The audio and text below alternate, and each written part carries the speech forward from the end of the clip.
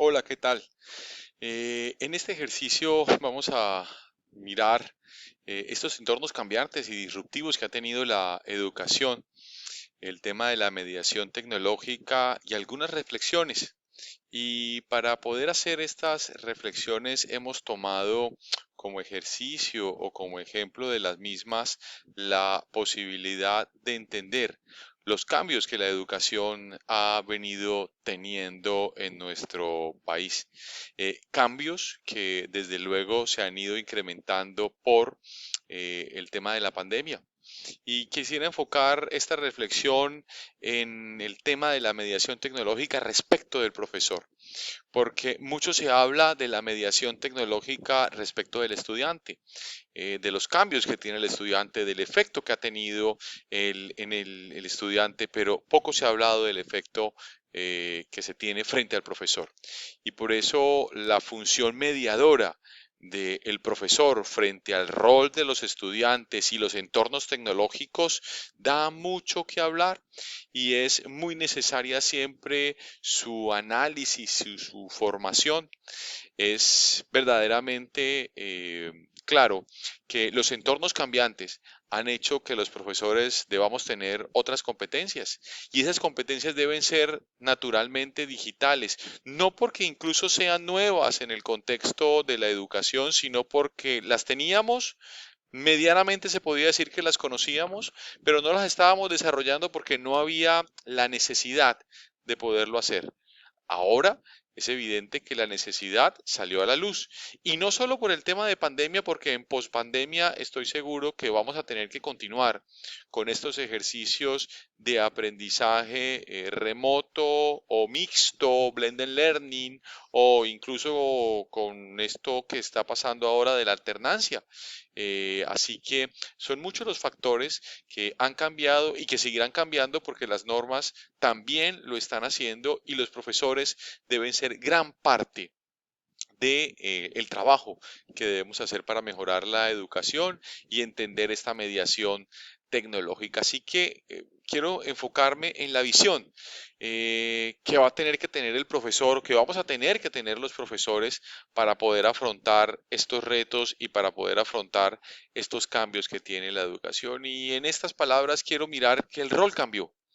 El profesor ya no es simplemente una persona que dicta incluso clase. El profesor no puede ser una persona que viene a hablar. El profesor no puede ser una persona que venga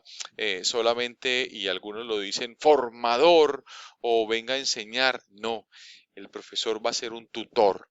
y como tutor, su rol en medio de esta mediación tecnológica también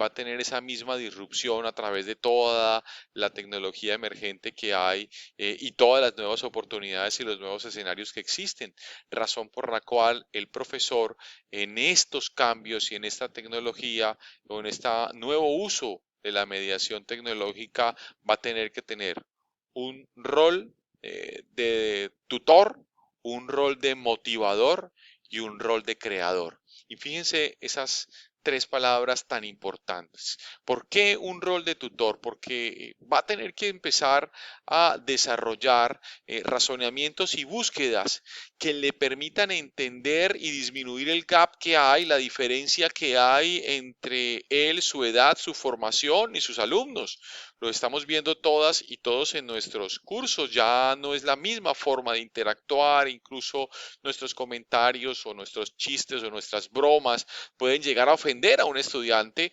porque son de otra generación, tienen otros contextos, tienen otra forma de hablar, tienen otra forma de expresarse. Así que va a tener que hacer ese proceso de tutoría o como lo menciona el autor que está en la referencia, tutorizador. Pero ¿cómo lo va a hacer? Pues esa tutoría va a tener que ser a través de las tecnologías de la información y la comunicación, porque las TIC van a desarrollar todo el contexto de lo que antiguamente era el trabajo individual en el salón presencial y lo va a potenciar para que en pequeños grupos el profesor enfoque toda su atención a través de esas tecnologías de la información y la comunicación. Pero también va a tener un rol de motivador, un rol de manejar las emociones, como lo estamos viendo todos en nuestros grupos, para mantener el interés, para mantener el apego del estudiante por el desarrollo de los contenidos que se están desarrollando en la diferente competencia. Y para eso va a tener que buscar diferentes herramientas para motivar al estudiante. El Twitter, puede ser el Facebook, puede ser Instagram, puede ser Snapchat, puede ser a través de videos en YouTube, puede ser a través de un TikTok, puede ser a través de pequeños ejercicios, a través de plataformas como Kahoot o otras plataformas que pueden existir para poder desarrollar ese rol de motivador, de mantener al estudiante enganchado con un proceso, con su proceso de aprendizaje, que no solo es el proceso de aprendizaje del estudiante, sino que también lo es del profesor. Pero también va a tener que tener un nuevo rol y es el rol de investigador, un rol donde el profesor va a tener que desarrollar de forma permanente una búsqueda de fuentes de información, de contenido, de entretenimiento, de innovación tecnológica para que efectivamente también pueda el estudiante analizarlo. Vemos nosotros actualmente que tenemos cientos de bases de datos con millones de información, pero si el profesor no es el primero que entra a investigar, a analizar cuál sí, cuál no, cuál puede el estudiante digerir, cuál al estudiante hay que acompañarlo en este proceso, pues seguramente va a dejarse de usar. Lo importante es el rol de investigador del profesor para convertir todas las investigaciones que hay, para convertir todas las discusiones que hay en algo que sea útil, práctico para el estudiante y para él mismo en su rol de motivador y de tutor. Y por último, también un rol importantísimo de creador.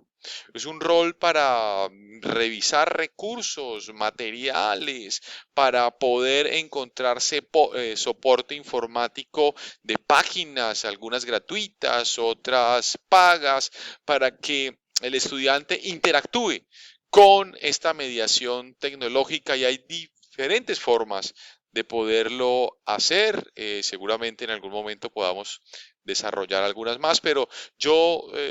como ejemplo podría citar que en su momento y como profesor de Facultad de Derecho a los estudiantes se les pedía traer un código y el estudiante tenía la obligación de traer el Código Civil, la Constitución.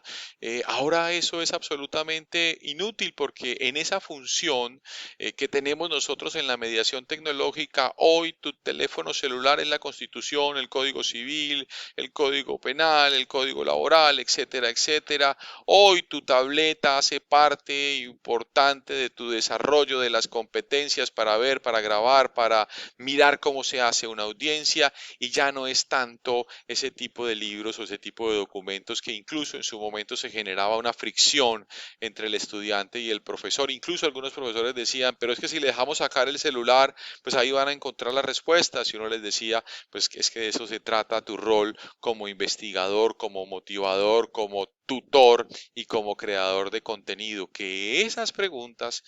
no sean fáciles de desarrollar frente a un postulado memorístico o un postulado abierto que está y que cualquiera puede tener acceso, sino que ese conocimiento sirva para resolver un problema y a través de ese conocimiento que está en las diferentes fuentes y redes se pueda llegar a ser útil profesional y socialmente. Y esto también implica para el profesor, para tener éxito él en su ejercicio profesional, pero también para el estudiante, que el profesor tenga mínimo, según el autor, que después describo yo en la bibliografía, que se presenten 8 competencias digitales que se consideran muy importantes. Primero, el conocimiento digital, la investigación científica de todas las fuentes, de las formulaciones que pueden llegar a existir para el trabajo de la investigación, la gestión de la información, es decir, ya tengo la fuente, ya tengo dónde la puedo buscar, dónde la puedo ocultar, dónde la puedo leer. Ahora, bueno, ¿Qué voy a hacer con esa información? La comunicación digital, cómo yo voy a interactuar con los estudiantes a partir de los desarrollos sincrónicos, asincrónicos, de los diferentes momentos que se puedan llegar a presentar en las condiciones sociales en que podamos vivir y que obviamente ahora a través de los nuevos desarrollos legislativos en materia de educación van a ser diferentes. Antes solo se hablaba de unas modalidades, solo se hablaba de la presencial, de la distancia y de la virtual. Ya ahora podemos decir con tranquilidad que hay modelaciones mixtas donde muchas universidades van a empezar a desarrollar roles donde algunos cursos serán presenciales y un buen número de cursos seguirán siendo virtuales aún en pospandemia. Ese trabajo colaborativo en red que va a ser cada vez más práctico y debería ser no solo para el estudiante, sino también para el profesor, para realimentarse de las demás oportunidades y desarrollos y destrezas que existen en otros profesores, en otras profesoras, en el aprendizaje continuo y yo diría que más que el aprendizaje continuo, el desaprendizaje,